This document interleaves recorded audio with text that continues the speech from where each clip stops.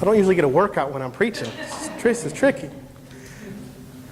Day 4, is Jesus alive? It says the evidence is physical proof. And we have the story from the Gospel according to Luke in chapter 24. And you got a lot of verses, and you're probably not going to go through all of them with your kids. But I'm going to skip towards the end to verse 36 in chapter 24 of Luke. As they were talking about these things, Jesus himself stood among them and said, "Peace to you." But they were startled and frightened and thought they saw a spirit. And he said to them, "Why are you troubled, and why do doubts arise in your hearts? See my hands and my feet, that it is I myself. Touch me and see, for a spirit does not have flesh and bones, as you see that I have." And when he had said this, he showed them his hands and his feet. And while they still disbelieved for joy and were marveling, he said to them, "Have you anything to eat?" They gave him a piece of broiled fish, and he took it and ate with them. Then he said to them, "These are my words that I spoke to you while I was still with you, that everything written about me in the law of Moses and the prophets and the Psalms must be fulfilled." Then he opened their minds to understand the Scriptures. I don't know what happens in your house, and I don't know if I should be sharing this, but we have a problem in our house with candy and other sweets disappearing. All of a sudden, they'll be gone. We'll say, "I know there was a bag of candy. I know there's a candy bar." It just disappears. We know where the candy was, and we notice that it's gone, and we may have an idea of who did it, but we don't see them do it. And I haven't yet rigged up cameras. Maybe I'll do that and see what happens. But we don't see who's eating it, so we can't prove it. We don't know what happened. We just have an idea of what happened. See, when Mary and the others showed up to the tomb on that first Easter, what did they find? They saw an empty tomb. They saw some grave clothes. But there wasn't any Jesus there. He was gone. His body was gone. And from this, many people will say, well, look, the empty tomb proves the resurrection. But if we're going to be good agents, if we're going to be good people who decide to defend, what I would say is that's circumstantial evidence.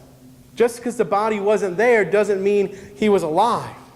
See, we read in Matthew that even the religious leaders created a cover story, right? They paid the guys off. They said, "Go tell everyone the disciples took the body." They were already trying to cover themselves.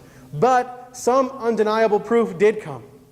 Not only was Jesus missing from the tomb, but he came and he talked with some folks. He talked with Mary. He met with a few followers walking down the road to Emmaus. And then as we read here, he met with the disciples when they were all gathered together, and he talked with them. And he ate with them, and they touched him. He was real. He wasn't a figment of their imagination. He wasn't some mass hallucination.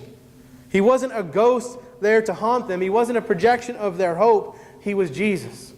He was Jesus alive again in a resurrected body. Verse 38, he makes it clear. He says, "See my hands and my feet, that it is I myself. Touch me and see." Touch me and see. He says, I'm real, folks. I'm really here. I really did come back. God really did bring me back.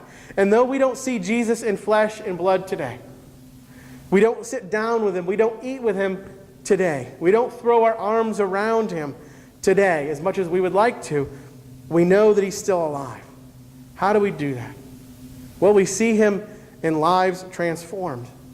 We see him in prayers answered. We see him in the hearts and the hands and the voices of those who love Jesus and then share that love with those around the world. There are things in our life, I hope there's things in your life and your testimony that you can say, you know what? There's no other way to explain that except Jesus in my life. You know, honestly, that's a lot more powerful than saying, I can prove to you 62 places in the Bible that Jesus is alive. It's saying, you know what? The Bible tells me and I believe it, but I believe it because he's proved it to be true in my life and the lives of people I see around him. We know that he's with us, so we know that in us and through us is the way we find hope, the way we find peace in places that there should only be chaos. Somehow Jesus brings us peace. I've seen him work in the world. I've felt him work in me, and I don't have proof. I don't have proof, but I know it's where I find my hope. And I know it's where I've seen him work. And that's what we can share with the kids. Where have they seen Jesus work? And how can they let other people know about that?